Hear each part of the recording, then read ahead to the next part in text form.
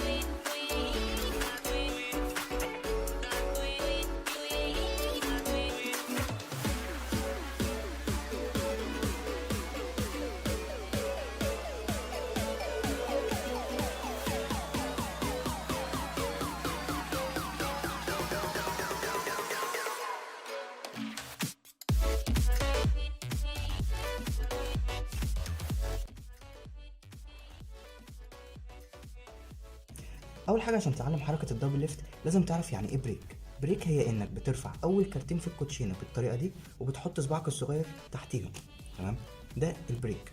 تمام، طيب يبقى هنعمله مره تاني. البريك هي انك بترفع اول كارتين من الكوتشينه بالطريقه دي وتحط صباعك الصغير تحتيهم وتنزل الكارتين تاني. طبعا ده من ناحيه الشخص اللي انت بتعمله الخدعه مبيبقاش باين اي حاجه، بس من ناحيتك انت بيبقى كده. تمام، لازم تاخد بالك وانت بتعمل الحركه دي ما يبقاش حد واقف وراك لان ممكن يكشف الخدعه كلها. يبقى اول حاجه هنعمل بريك.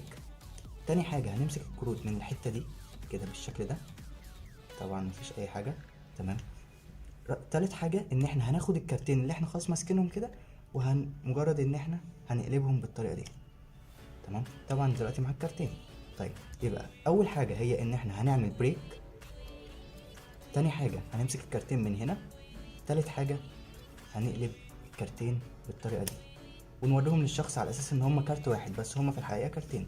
تمام، بعد ما نوريهم للشخص هنمسك الكارتين من نفس الحته تاني ونقلبهم تاني بس، وهي دي الحركه. طيب نشوفها مره تاني سريع شويه.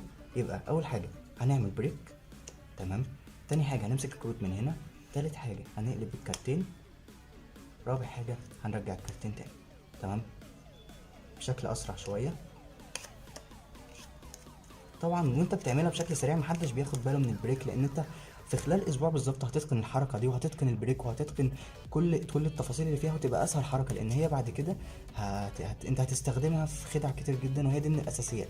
ان شاء الله هعمل لكم فيديوهات بباقي الاساسيات كلها بحيث تقدر بعد كده لما ابدا اشرح تريكس تبقى فاهم انا بعمل ايه وتقدر ان انت تطبق معايا بشكل احسن. تمام، لو شايف اللي انا بقدمه ده هيفيدك او شايف ان انت حابب تتعلم خدع كتير، يا ريت تنزل تعمل سبسكرايب، تعمل لايك، تعمل شير، تكتب لي رايك في الكومنتات. تكتب لو انت طالب خدعه معينه نشرحها تكتبها في الكومنتات عشان هقرا كل الكومنتات. وان شاء الله هعمل لكم فيديوهات تاني، وان شاء الله هنزل اكتر من فيديو في الاسبوع.